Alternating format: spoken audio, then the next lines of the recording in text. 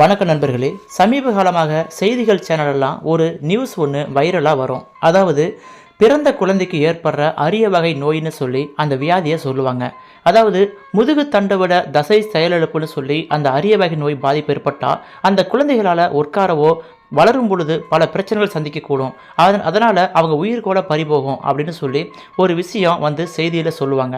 இந்த நோயை குணப்படுத்துகிற மருந்து நம்ம நாட்டில் கிடையாது, வெளிநாட்டிலிருந்து இம்போர்ட் பண்ணி தான் அதை குணப்படுத்த முடியும். இது அரிய வகை நோய்ங்கிறதால இதுக்கான மருந்துகளும் கம்மியாக இருக்குன்னு சொல்லி அவங்க திடுக்கிடு சம்பவம் சொல்லும் பொழுது நம்ம குழந்தைக்கு இப்படி ஆகக்கூடாது, நமக்கு பிறக்க போகிற குழந்தைக்கு இப்படி ஆகக்கூடாதுன்னு சொல்லி ஒவ்வொரு தம்பதிகளும் நினைச்சு ரொம்ப கலங்குவாங்க. பொதுவாக குழந்தை பிறக்கும் பொழுது இத்தகைய குறைபாடோடு பிறக்கும் பொழுது அந்த குழந்தை பருவமா இருக்கும் பொழுதே இந்த நோயை சரி செஞ்சிடணும். அந்த குழந்தை வளரும் பொழுது இதை சரி செய்யாமல் விட்டோம்னா அந்த குழந்தையோட வாழ்க்கை பாதிக்குன்னு சொல்லி பீதியை கிளப்பும் பொழுது எல்லாரும் உறைஞ்சு போய் நிற்போம்.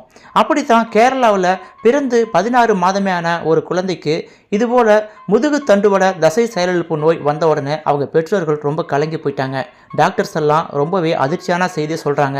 உங்கள் குழந்தையை காப்பாற்றணும்னா கோடிக்கணக்கில் பணம் செலவு பண்ண வேண்டியிருக்கும். அதாவது இந்த மருந்தை வெளிநாட்டிலேருந்து இம்போர்ட் பண்ணணும், அதுக்கு அதிகமாக செலவாகும்னு சொல்லி அவங்க சொல்லும் பொழுது நடுத்தர வர்க்கத்தை சேர்ந்த நாங்கள் அவ்வளோ பணத்துக்கு எங்கே போகணும்னு சொல்லி நிறைய பேர்கிட்ட உதவி கேட்டிருக்காங்க. கவர்மெண்ட்டுக்கிட்டையும் அவங்க கோரிக்கை வச்சுருந்துருக்காங்க. இந்த சூழ்நிலையில் அவங்க அக்கௌண்ட்டுக்கு திடீர்னு 11 கோடி ரூபா விழுந்திருக்கு. இந்த பணத்தை யார் போட்டான்னு சொல்லி பார்த்தா எந்த ஒரு முகாந்திரமும் இல்லை.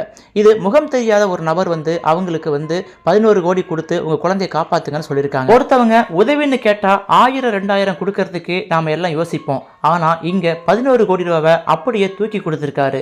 அந்த மகான் யாருன்னு தெரியலன்னு சொல்லி அந்த பெற்றோர்கள் ரொம்பவே கண்கலங்க அந்த பதிவை செய்தியில் சொல்லியிருக்காங்க. எங்கள் குழந்தையை காப்பாற்றினது கடவுள் தான், கண்டிப்பாக கடவுள் என்பவன் மனிதனாகலான்னு சொல்கிற அந்த வாக்கியத்துக்கு உயிர் கொடுத்த அந்த தோழருக்கு நன்றின்னு சொல்லி உணர்வுபூர்வமாக அந்த செய்தியை வெளியிட்டிருக்காங்க. இந்த சம்பவம் ஒட்டுமொத்த கேரளா மக்களையும் நெகிழ்ச்சிக்கு உண்டாக்கியிருக்கு. யார் அந்த நபர் அப்படின்னு சொல்லி எல்லாரும் தேட ஆரம்பிச்சிருக்காங்க. இந்த சம்பவத்தை நீங்கள் கடைசி வரைக்கும் முழுமையாக ஸ்கிப் பண்ணாமல் கேட்டிங்கன்னா உண்மையிலுமே முகம் தெரியாத 11 கோடி ரூபாய் அள்ளி கொடுத்த அந்த நபரை நீங்களும் மனதார பாராட்டுவீங்க. சரி வாங்க என்ன நடந்துச்சுன்னு பார்க்கலாம். இது வெறும் சாப்பாடு சம்பந்தமான விஷயம் இல்லைங்க, ஒரு உயிர் சம்பந்தமான விஷயம். ஒரு பிஞ்சு குழந்தையை காப்பாற்றுறதுக்காக முகம் தெரியாத ஒரு நபர் 11 கோடி ரூபாய் அந்த பிஞ்சு குழந்தைய அக்கௌண்ட்ல டெபாசிட் பண்ணிருக்காரு. இப்பெல்லாம் ஒரு வார்த்தை ட்ரெண்ட் ஆகிட்டு இருக்கு. அது என்ன வார்த்தைனா இந்த மனசுதான் சார் கடவுள் அப்படிங்கிற வார்த்தை ரொம்பவுமே ட்ரெண்ட் ஆகிட்டு வருது.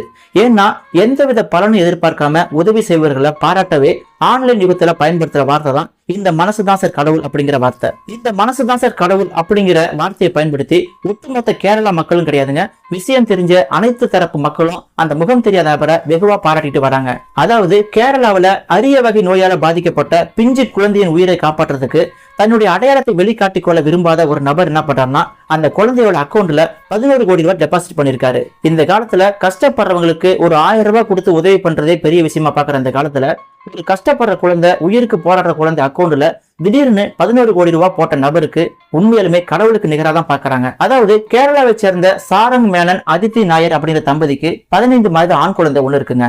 அந்த ஆண் குழந்தை பேரு நிர்வான்னு சொல்லி பேர் வச்சு ரொம்ப அன்பா வளர்த்துட்டு வந்திருக்காங்க. இந்த குழந்தைக்கு திடீர்னு ஒரு அரிய வகை நோய் ஏற்பட்டிருக்குங்க. அந்த நோயோட பெயரு SMA அப்படின்னு சொல்றாங்க. அதாவது முதுகு தண்டுவட தசைநார் சிதைவு அப்படின்னு சொல்றாங்க. பொதுவா ஒரு மனிதனுக்கு முதுகு தண்டுவடங்கிறது ரொம்பவும் முக்கியமான விஷயம். ஒரு மனிதனுக்கு தண்டுவட பகுதி இல்லைன்னா அவனால எழுந்து நிற்கவோ நடக்கவோ முடியாது. அப்படி ஒரு நோயால இந்த குழந்தை பாதிக்கப்பட்டிருக்கு. இந்த மாதிரி நோயால பாதிக்கப்பட்டவங்களுக்கு ஜோல்ஜென்மா அப்படிங்கிற மருந்தை ஊசி மூலமா செலுத்தினா மட்டும்தான் காப்பாற்ற முடியும். ஆனா இந்த ஜோல்ஜென்மா அப்படிங்கிற அந்த மருந்தை வாங்குறது ஒன்றும் அவ்வளவு சாதாரண விஷயம் கிடையாது. சாமானிய மக்களால அந்த மருந்து பக்கத்துல கூட போக முடியாது. ஏன்னா அதோட விலை அந்த அளவுக்கு உயர்வா இருக்கு. அந்த ஜோல்ஜென்மா அப்படிங்கிற அந்த மருந்தோட விலை சர்வதேச சந்தை மதிப்புல 18 கோடி ரூபான்னு சொல்லி நிர்ணயம் பண்ணிருக்காங்க. இந்த மருந்தை நம்மள மாதிரி சாமானிய மக்களால எப்படி நெருங்க முடியும்? அப்படி இருக்கும் பொழுது இந்த குழந்தை இது போல ஒரு அரிய வகை நோயில பாதிக்கப்படும் பொழுது அந்த ஜோல்ஜென்மாங்கிற மருந்தை வாங்க முடியாம அந்த பெற்றோர்கள் ரொம்ப தவிச்சு போயிட்டாங்க. தன் கிட்ட இருக்கிற ஒட்டுமொத்த சொத்தையும் வித்தா கூட அந்த மருந்தோட விலையில 1% கூட வாங்க முடியாதுன்னு சொல்லி இந்த பெற்றோர்கள் ரொம்பவும் தவிச்சு போயிட்டாங்க. தன்னுடைய பிஞ்சு குழந்தைக்கு இப்படி ஒரு அரிய வகை நோயா கடவுள் கொடுக்கணும்னு சொல்லி கடவுளையும் ரொம்ப நொந்துக்கிட்டாங்க அந்த பெற்றோர்கள். இதுக்கு முன்னாடி பாத்தீங்கன்னா நம்ம தமிழ்நாட்டுல கோயம்புத்தூரை சேர்ந்த மித்ராங்கிற குழந்தையும் தஞ்சாவூரை சேர்ந்த பாரதிங்கிற குழந்தைக்கும் இந்த நோய் வந்திருந்திருக்கு. இந்த குழந்தைகளுக்கு அந்த ஜோல்ஜென்மாங்கிற மருந்தை வாங்கி அவங்க உடம்புல செலுத்தி அந்த குழந்தைகளை காப்பாத்திட்டாங்க. இது எப்படி சாத்தியமாச்சுன்னா அந்த நோயால பாதிக்கப்பட்ட அந்த குழந்தைகள் பேர்ல கிரவுட் ஃபண்ட் அப்படிங்கிற பேர்ல பேங்க் அக்கௌண்ட்டை ஓபன் பண்ணது மூலமும் அரசு உதவி மூலமும் ஜோல்ஜென்மா ஊசி வாங்கி அந்த குழந்தைகளுக்கு செலுத்தப்பட்டு அந்த குழந்தைங்க உயிரை காப்பாத்திருக்காங்க நம்ம தமிழக அரசு. இதே போல அந்த கேரள குழந்தை நிர்வானுக்கு இந்த நோய் இருப்பதை கண்டறிந்து அவங்க அப்பா அம்மா ரொம்ப துடிச்சு போயிட்டாங்க. அதுக்கு உண்டான அந்த ஊசி மருந்து வாங்குறதுக்கு 18 கோடி ரூபாய் தேவைப்படும் என்பதை அறிந்து ரொம்பவும் துடிச்சு போயிட்டாங்க. இந்த SMA நோயாளிகளுக்கு ஒரு முறை மட்டுமே பயன்படுத்தக்கூடிய இந்த ஜோல்ஜென்மா அப்படிங்கிற மருந்து அமெரிக்காவில இருந்து தான் இந்தியாவுக்கு கொண்டு வரணும். ஏன்னா இந்த மருந்து அங்கதான் கிடைக்குன்னு சொல்றாங்க. இந்த மருந்தோட விலை அமெரிக்க மதிப்புல சுமார் $2 மில்லியன் என்பதால் உலகிலேயே மிகவும் விலை உயர்ந்த மருந்தாக இந்த மருந்து கருதப்படுது. அப்படிப்பட்ட இந்த விலை உயர்ந்த மருந்தை வாங்குறதுக்கு சாமானிய பெற்றோர்களால் எங்களால் எப்படி முடியும்னு சொல்லி ரொம்பவும் துடிச்சு போயிட்டாங்க இந்த பெற்றோர்கள். உடனே அந்த சிறுவன் நிறுவனுக்கு கிரவுட் ஃபண்டுங்கிற வங்கி கணக்கு தொடங்கி அதுல சோசியல் மீடியாக்கள் மூலமா சிறுவனுக்கு சிகிச்சை தேவைப்படுதுன்னு சொல்லி நிறைய அட்வர்டைஸ்மெண்ட் கொடுத்ததால அந்த கிரவுட் ஃபண்டுக்கு நிறைய பேர் தங்களால் முடிஞ்ச அமௌண்ட்டை போட்டுக்கிட்டு வந்திருக்காங்க. கிட்டத்தட்ட கடந்த சில வாரங்களாகவே அந்த சிறுவன் பெயர்ல சிகிச்சைக்காக பணம் சேகரிக்கப்பட்ட வந்த நிலையில பிப்ரவரி மாதம் 19ஆம் தேதி பாத்தீங்கன்னா அந்த பையன் அக்கௌண்ட்ல 5.42 கோடி ரூபாய் தான் வசூலாயிருக்கு. அதாவது 5,42 லட்சம் ரூபாய் சில நல்ல உள்ளங்கள் அந்த பையன் பேர்ல டெபாசிட் பண்ணிருக்காங்க. ஆனா அந்த குழந்தைக்கு செலுத்த வேண்டிய அந்த ஊசியோட விலை 18 கோடி ரூபாய். ஆனா இப்ப சேர்ந்து இருக்கிறது 5,42 லட்சம் ரூபாய் தான் வசூலாயிருக்கு.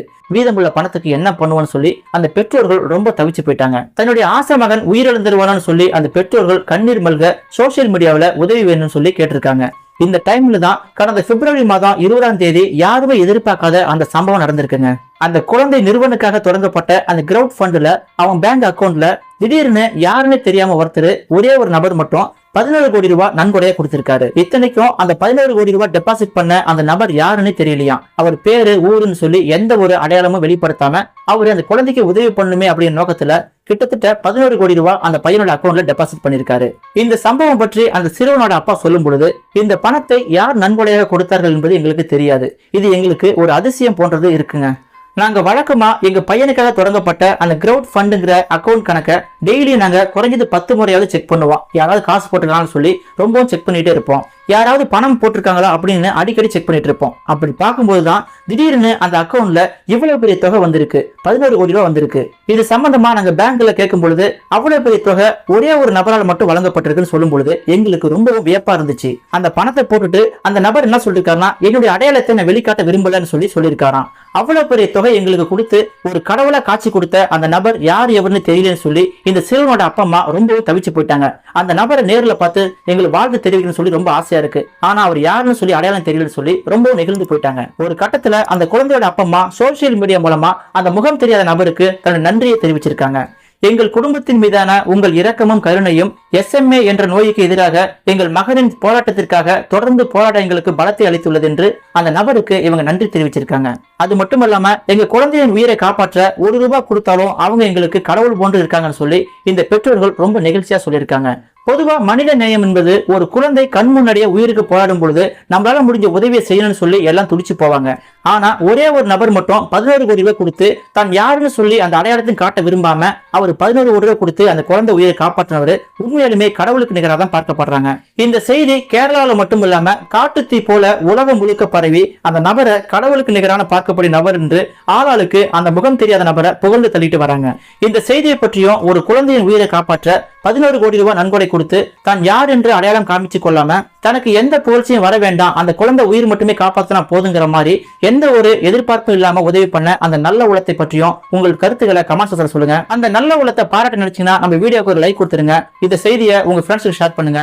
இது போன்ற உண்மை செய்திகள் உங்களுக்கு தொடர்ந்து வரணும்னா நம்ம சேனலை சப்ஸ்கிரைப் பண்ணிக்கொண்டு கூட வர பெல் சிம்பலை கிளிக் பண்ணிக்கங்க. அதில் ஆளுங்கிற பெல்லை மறக்காம கிளிக் பண்ணுங்க. மனதை நிகழ வைக்கக்கூடிய சுவாரஸ்யமான செய்திகளை உடனுக்குடன் தெரிந்து கொள்ள நமது சமூக திரை சேனலை சப்ஸ்கிரைப் பண்ணிக்கொண்டு ஆதரவை தாருங்கள்.